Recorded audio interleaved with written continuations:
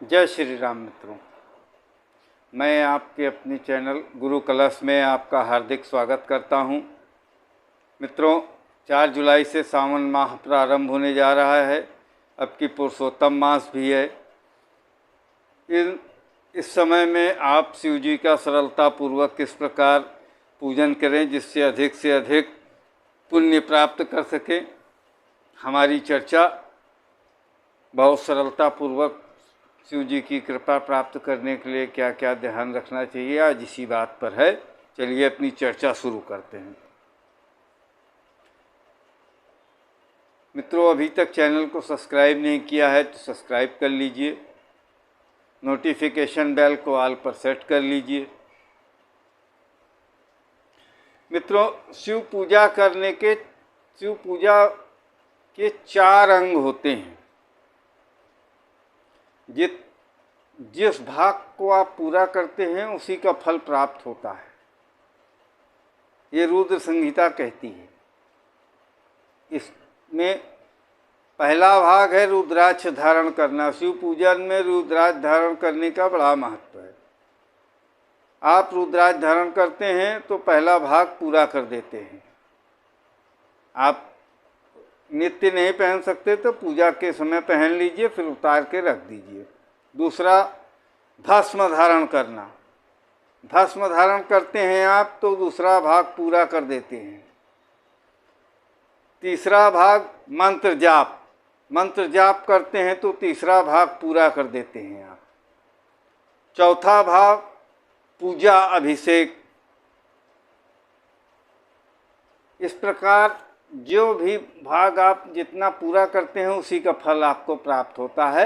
ये चारों भाग पूरा कीजिए, शिव पूजन का पूर्ण फल प्राप्त आपको होगा। बेलपत्र। मित्रों, बेलपत्र आप सभी चढ़ाते हैं, लेकिन आपको मैं विशेष आज उपाय इसमें बताता हूँ। यदि आप बेलपत्रों का एक निश्चित संख्या पहले संकल्प ले लीजिए प्रथम दिन सावन माह में कि मैं 10,000 1 लाख चढ़ाऊँगा,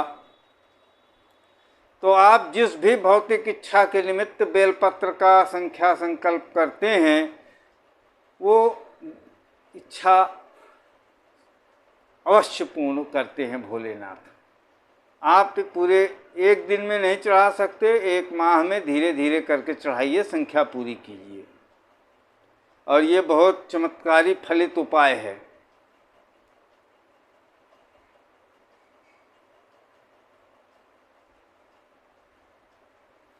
एक लाख बेलपत्र से जब आप पूजा करते हैं तो आपको भोलेनाथ मनोकामना जो भी आपकी है वो पूरी करते हैं।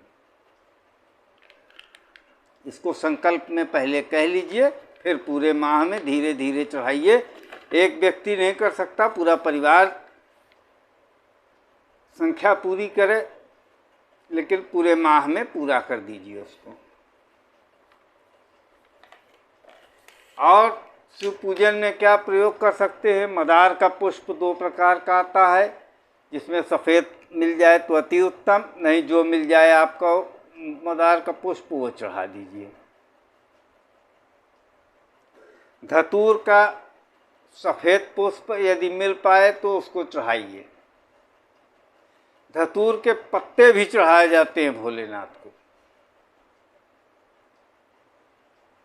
धतूर का फल भी चढ़ाया जाता है।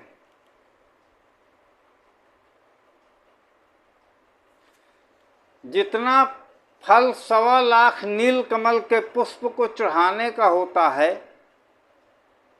उतना ही फल एक धतूर के पुष्प चढ़ाने का होता है।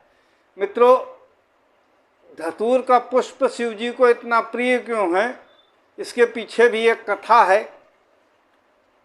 विस्तार में नहीं जाऊंगा, लेकिन छोटी सी कथा ये है कि प्रसंग बता देता हूँ। जब भोलेनाथ ने अपने एक भक्त को, भस्मासुर को, ये वरदान दे दिया कि वो जिसके भी हाथ पर सर पर हाथ रख देगा वो भस्म हो जाएगा, तो उसने भोलेनाथ के ऊपर हाथ रख के उनको भस्म करना चाहा। तब प्रभु ने इस धतूरे के पुष्प में प्रवेश कर लिया था। इस कारण प्रभु को ये भोलेनाथ को धतूर का पुष्प बहुत प्रिय है। ये दंत कथाएं हैं, शास्त्रों में उल्लेखित हैं, और इसी से इसका महत्व है। कमल का फूल चढ़ाना चाहिए, चंदन चढ़ाना चाहिए, इत्र चढ़ाना चाहिए, गुलाल चढ़ाना चाहिए।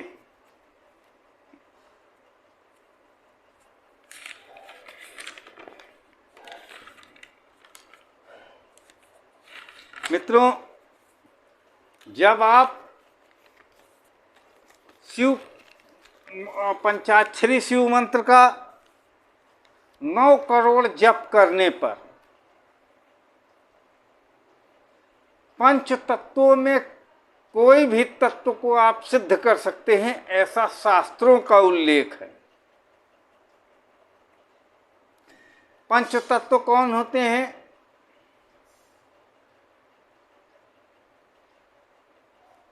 अग्नि, जल, वायु, पृथ्वी और आकाश। इन पंच तत्वों में किसी को भी आप सिद्ध कर सकते हैं, ऐसा शास्त्रों में उल्लेख आया है। यदि 9 करोड़ शिव मंत्र, पंचाक्षरी शिव मंत्र का जाप करें तो आप इसको 9 करोड़ ओम का केवल आप जाप कर लीजिए, पंचाक्षरी मंत्र का मत कीजिए। चलिए 9 करोड़ ओम का जाप कर लीजिए तो आप किसी भी मंत्र को सिद्ध, पंच तत्वों में किसी को भी सिद्ध कर सकते हैं। 9 करोड़ ओम। मित्रों, शिव पूजा में 3 बार महादेव महादेव महादेव अवश्य कहना चाहिए, ऐसा रुद्र संहिता में उल्लेखित है। इसका बहुत महत्व है, बड़ा पुण्य इससे प्राप्त होता है। मित्रों, शिव पूजा में नमः शिवाय मंत्र जो है ये स्वयं सिद्ध होता है।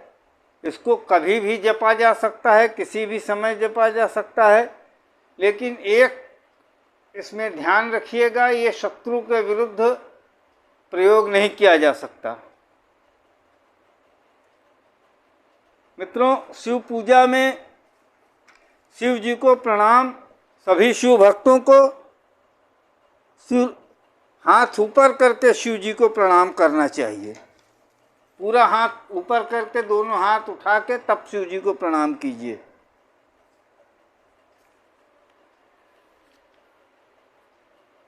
महामृत्युंजय मंत्र का जप करने से कितनी मात्रा में क्या करें तब आपको क्या लाभ होगा, इसका उल्लेख भी शास्त्रों में है।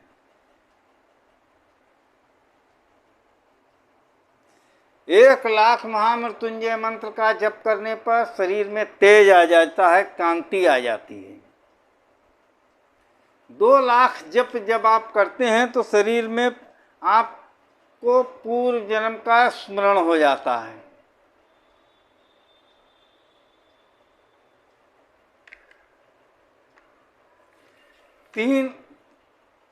1 लाख जप करने पर शरीर तेजोमय हो जाता है। 2 लाख जप करने पर पूर्व जन्म का स्मरण हो जाता है। 3 लाख जप करने पर सांसारिक जितने भी भोग सुख ऐश्वर्य है सब प्राप्त हो जाते हैं आपको।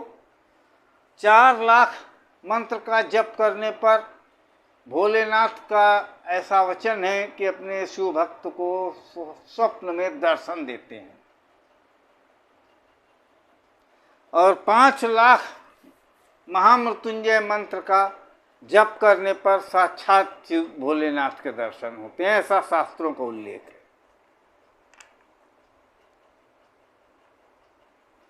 मित्रों, ओम रुद्राय नमः। यदि आप शत्रु बाधा से पीड़ित हैं, शत्रु परेशान कर रहे हैं, बहुत व्यथित हैं, तो ओम रुद्राय नमः से अभिषेक करें।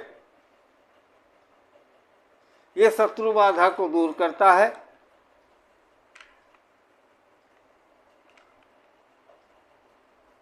और ओम रुद्राय नमः का जप सूर्यास्त से 48 मिनट के भीतर करें। जिस भी समय सूर्यास्त होता है उसके 48 मिनट के भीतर ओम रुद्राय नमः का जप आप पूरा कर लीजिए। अपना जितना अधिक से अधिक मात्रा में कर सकिए कीजिए।